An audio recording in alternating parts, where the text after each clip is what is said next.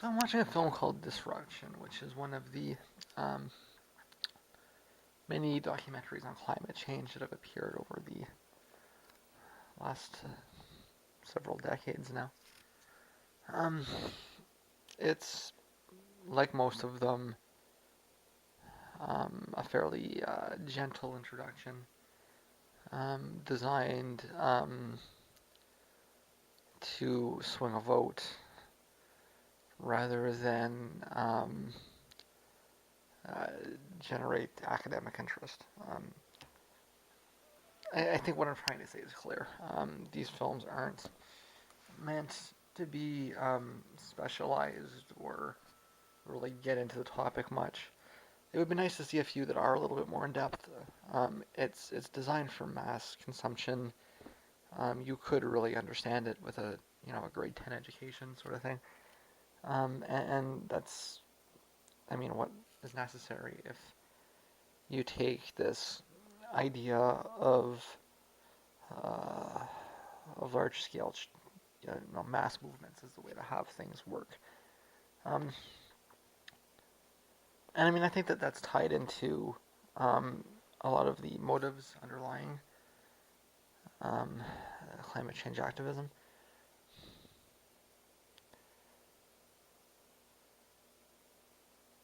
I mean, I don't want to I don't want to question the motives of climate change activists. I don't think that they are disingenuous in any way. I think that they recognize that there's a serious problem and that they're presenting the ideas that they think are most useful to changing it. And in a certain respect, I don't disagree. If we seriously want to um,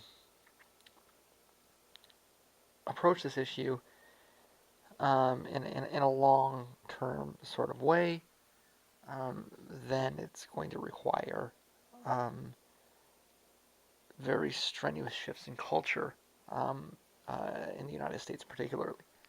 Um, Up here in Canada, that might be less true, and I'm going to um, get to talking about that in a minute. But um,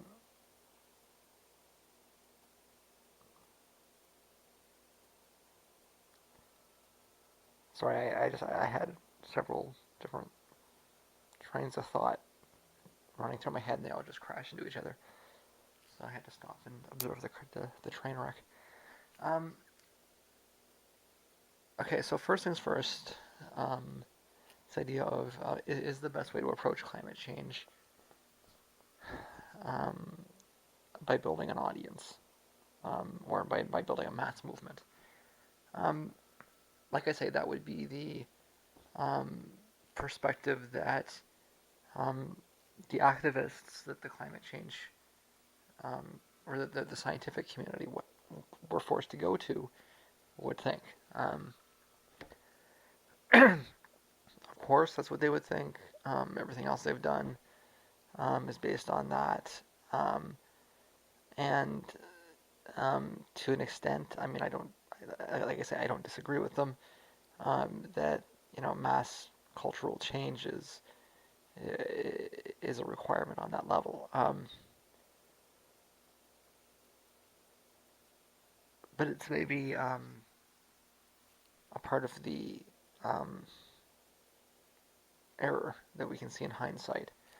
That's instead of scientists going, um, well, I don't want to say the scientists didn't go to structures of power and try to fight it from the top down kind of thing.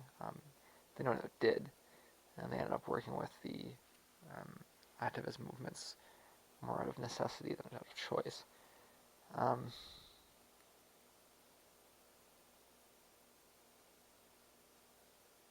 but it is if we were dealing with something that didn't have an end point, it would make sense. If like when we talk about you know building finding our way to quote unquote communism, however you want to define it, um, anybody at any point in the spectrum that seeks some concept of communism will openly acknowledge that this is something that's, generations and generations away. Uh, like not decades, but centuries or millennia. Nobody, I mean, like, even the most stringent anarchists like myself, we don't think we can wake up tomorrow for an and have an anarchist society. Um, I mean, the cultural changes are so deep that they may even be biological. We might have to like literally evolve our genome in order to reverse um, uh, the, the damage that the competition has done to our genome. Um, I mean that would be the most extreme view of it. But nonetheless, there's not a communist on the planet that thinks that it's something that's at all feasible in the time scales that we have to deal with regarding approaching climate change.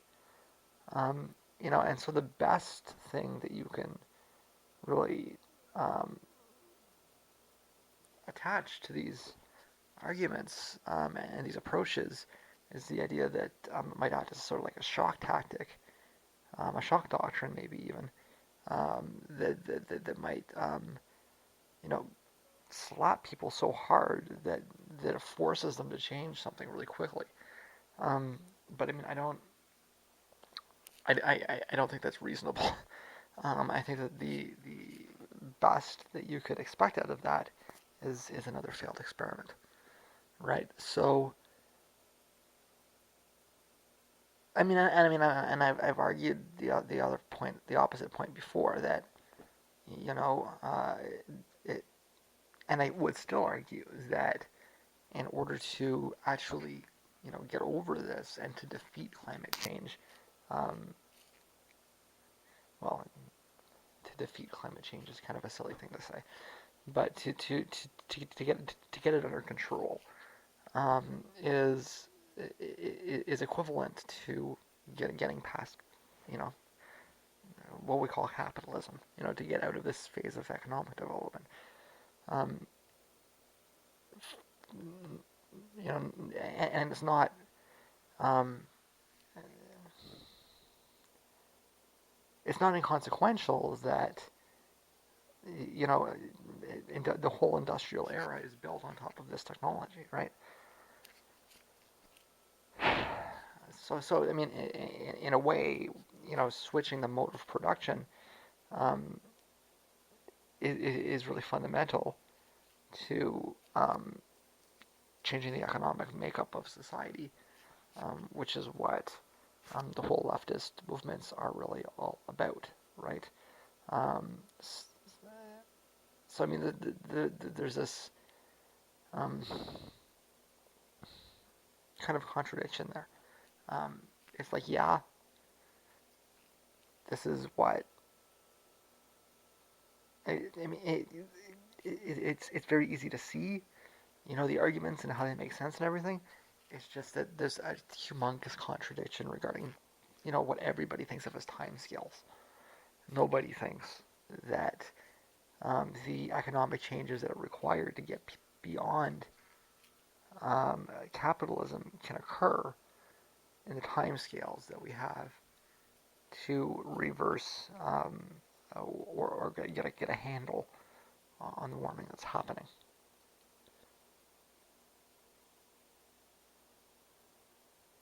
And in hindsight, I think that people may look back and say, um, it'll be easy to look back and blame the system and everything else. That might not be the smart way to look at it, though. The smarter way to look at it might be to realize that um, there was a failure in tactics. That instead of trying to, gather popular support and march in the streets, and build social consciousness and all these sorts of things, um, people that were really clued into this and had some political power should have been agitating at a higher level to pass laws. Um, And I think that kind of comes back to what is happening up here in Canada. Um,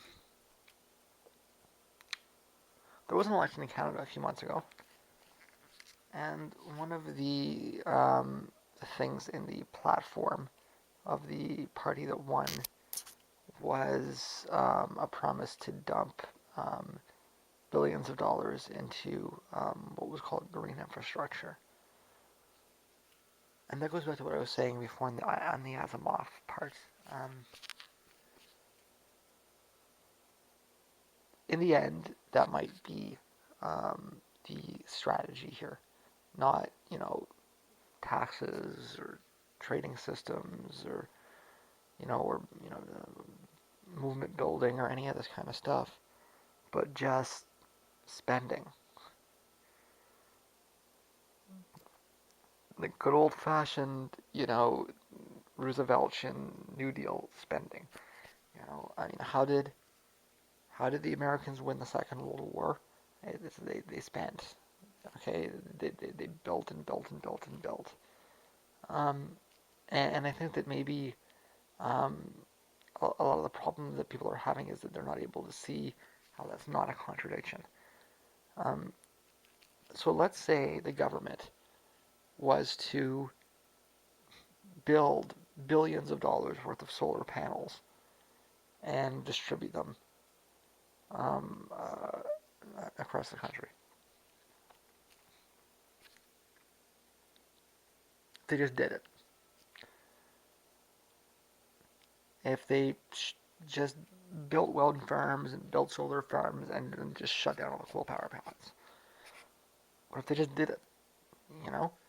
Um, and it's not what people are really agitating for so much. Um, they're agitating for taxes or they're agitating for um,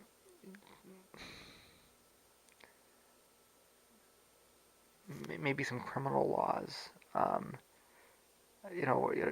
Like block a pipeline or something like that. Um, it's not something you see in the activist community. Nobody stands up and says, you know, we want the government to spend billions of dollars to just do it. Um, but even if they did, standing out in the street and yelling and screaming and holding up signs isn't going to do it. Um, what's going to do it is if you have people in government that have the right perspectives. I pointed this out before. Ontario has a very large generating capacity and is almost entirely clean. I think there's one natural gas plant left. Um, but besides that, it's hydro, water, um, wind, solar. It's the same thing in Quebec, which has huge hydro dams, and British Columbia. For all the crap that Canada gets, deservedly, for the tar sands, the reality is that our power generation is almost entirely renewable. And it's not because we had good, you know, we fostered a free market to develop it or some nonsense like that. It's because the government built it. They invested, they put the money down, and they did it. Right now, it remains to be seen just how proactive the existing government, the newly elected federal government, is going to be on this. It's well understood that they've made quite a few concessions to the oil industry. If you understand the history here, it's a little bit wrong to suggest that the conservatives and liberals are interchangeable. Um, Probably the most concise way to point this out is to remind people that Justin Trudeau is the son of the guy that nationalized the oil industry in Canada. That was reversed in the 80s. But his father actually nationalized the industry, which is just about the biggest fuck you could possibly give to the oil companies that you can imagine. Um, there was massive political conflict between a decentralized government, which was actually legitimately concerned mostly about consumer prices, and the oil industry, which was localized mostly in the West. And the previous government was very intertwined with that, The new government seems to be a little bit more friendly out of necessity. They've seen what happens when you play too hard with them. But at the same time, they're not the walkovers that the previous government was. And you can expect them um, to do some things. If a conflict develops, the liberals they don't they don't take things lying down. They're not pushovers, right? So if they end up getting into a fight with these oil producers out west, you could see them make some harsh decisions, like maybe renationalizing some of it. Um, so I mean, maybe not the most likely thing, but it happened before. There was pressure from the third party, but it did happen before. And there's not really any reason to rule out a priori it happening again. Um, what I'm getting to is that the culture in Canada is a little bit different, um, and we may um, be a little bit more attuned to the idea of just spending lots and lots and lots of public money on actually dealing with the problem and switching it over. You know, maybe worrying less about markets and competition and industry and all these sorts of things, and just focusing on, you know, eliminating dirty production um, in order to ensure that we continue to have energy production without huge amounts of emissions. Now, there's some other things that I've talked about before. You know, like is it really good for us? You know, and etc. But um, nonetheless, we have done this, and don't be surprised if you see some investment out of Canada that's at a higher level and is more successful than you would have ever contemplated. Um, it's it's a little a bit ambiguous exactly what they mean. The only thing that's really come up for certain for like really certainly is switching over wastewater plants. But um, like they wanted to attach to a development bank, and it was a little shady. Like they didn't really explain it perfectly, but it seems like they're really leaning towards really large levels of investment in transferring over to renewable energy sources. Um, could that happen in the United States? It could. There's absolutely no question it could. Is it going to happen because of popular pressure? No. There's no way that it's going to happen because of popular pressure. It's the kind of thing that is going to have to be done against popular pressure. Kind of like when Bush invaded Iraq. All right? It was massively opposed. He had people in the streets, everything else. Everybody hated it, but he did it anyways. All right? That's what a climate change strategy is going to actually look like. It's not going to look like, mass movements, getting the government uh, to concede the point. It's going to look the other way around, where you have mass people in the streets protesting against legislation, and the government saying we have to do this, whether you people like it or not. Right. So, which vector should the activists have been fighting on? Should they have been fighting, to get people in the streets and win that way, or should they have been trying to work on the inside? Should they have been maybe talking a little bit more to Al Gore? Instead of keeping him out and you're the insider former vice president. You're just in this for to make a dollar or whatever. As half true as that might have been, you're also the guy with the contacts. You're the guy that knows people that we can talk to pull some strings to get things done. So, that's what you're gonna see is that it's or what people are gonna see when they look back. Um, I pointed out before again that the easy analysis is to blame it on capitalism, and there's some truth to it certainly, but if you put things in broader context and you look at the infeasibility of discarding capitalism at any time in the next millennia, um, the smarter analysis is to point out that people were working against a system that they should have been working inside of. Instead of fighting the system, they should have been working with it. Um, and nobody likes that. And the real revolutionaries, they don't want to work in the system. As futile as working outside of it may be, for the time being, all of this change and all of this work for cultural change, um, it, it's one of the big problems in anarchism, is that people see this as a choice that's mutually exclusive, and a lot of it is because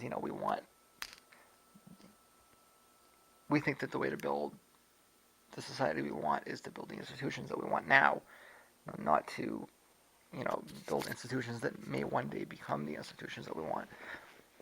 But I think it's a false dichotomy. I don't think you have to make that choice. I think you can work to build new systems and work in the system.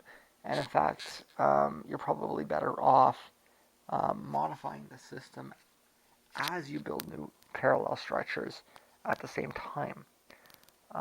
Your parallel structures are never going to take over anything unless they're prepared for it by people on the inside. There has to be like a transfer of power in a certain way, you know.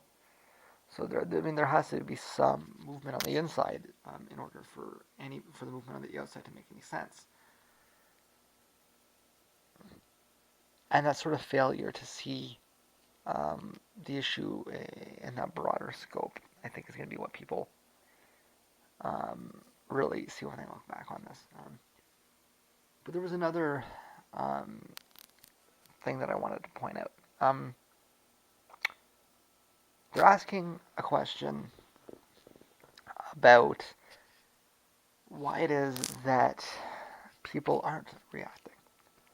You've got all these scientists, and they're telling us, the shit's about to hit the fan, and people are just like, people don't seem to care, and they're trying to understand that, and so they're focusing on the psychology of it, to try to, explain this. I don't want to say that this is complete nonsense. I'm sure there's something to it, but I think that what we're actually fighting against is cultural. I don't think that there's a biological reason why people reject climate change. I think that it's a cultural problem, and that um, going after this, this ties into what was being talked about before about the need for a cultural evolution, which may actually be a biological evolution, although we're talking about two different things here. Um, but the need for that. I'm going to go way back. Um, there's a guy named Jonathan Swift that lived in I believe it was the 1700s. Yeah, it would have been the 1700s. Because he was between Newton and Burke.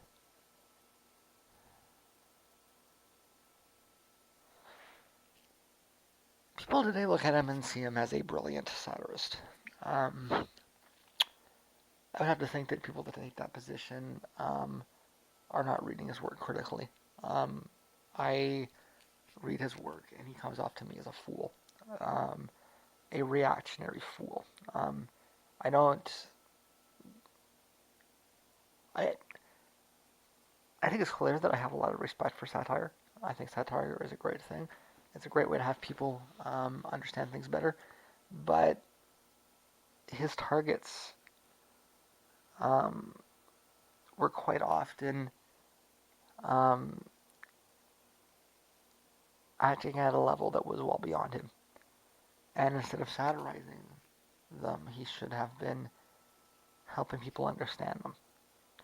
So if you read Gulliver's Travel, it's a satire of science, and it comes off as I mean, if you really understand it, all the comparisons to, to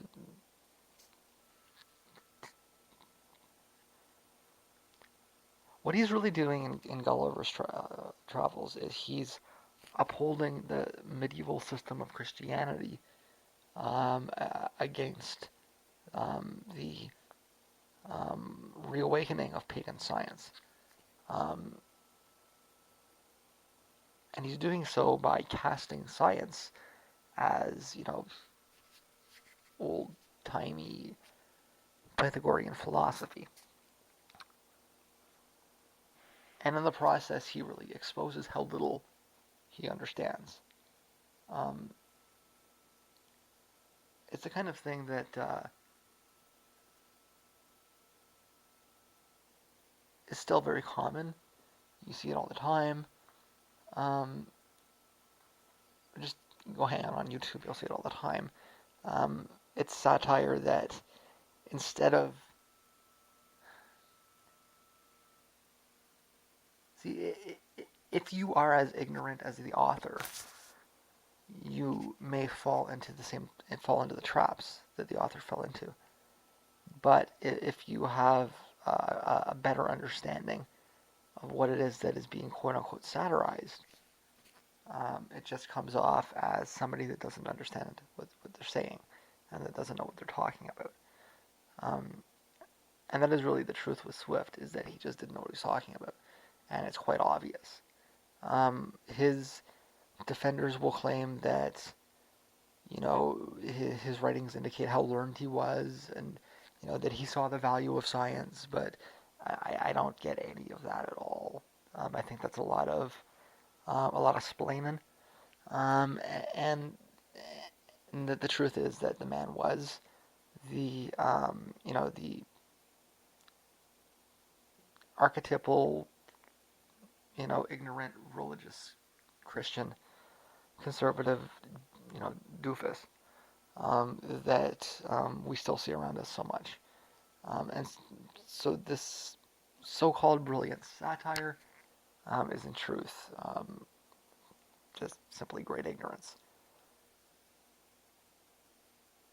But um, his work is revered.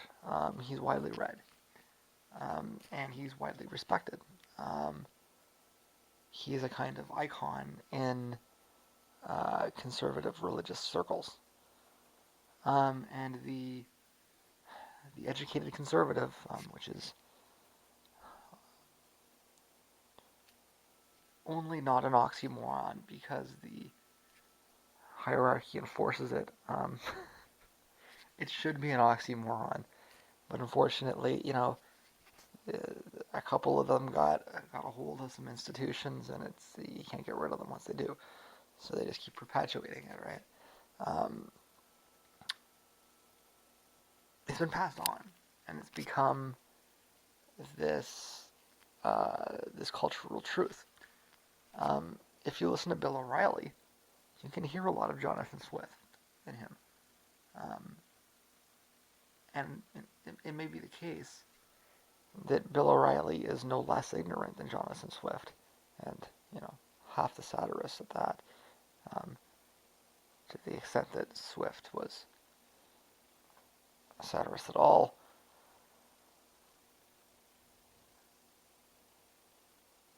It's a continuation of a cultural lineage.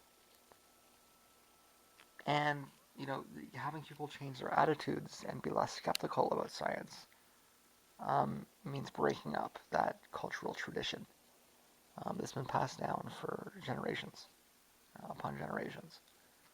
Um, and will no doubt continue to be, unless um, something gets in the middle, something gets in the way of it and stops it from happening. So, these psychological I mean, I don't want to take them on directly. I don't want to say they're wrong, but I don't really think that's the concern really, or what it is that you're dealing with. I think you're dealing with a cultural tradition in Anglo-American civilization that goes back centuries to um, be very, very skeptical of science as the work of magicians and charlatans, um, which of course is exceedingly ironic, but is how it is nonetheless. So yeah, this is a long talk here. I've been going on for half an hour, a little more than half an hour. Um, these are going to be really long vlogs, uh, and in fact, they're going to be really long vlogs for the foreseeable future. That's fine. Um, but that's what's up with this. Um, should you watch it? It, chances are you've probably seen everything that's in it before. It's not going to tell you anything you don't already know. I can think of better ways to waste an hour. Or sorry, I can think of worse ways to waste an hour, is what I meant to say, although both statements are actually true.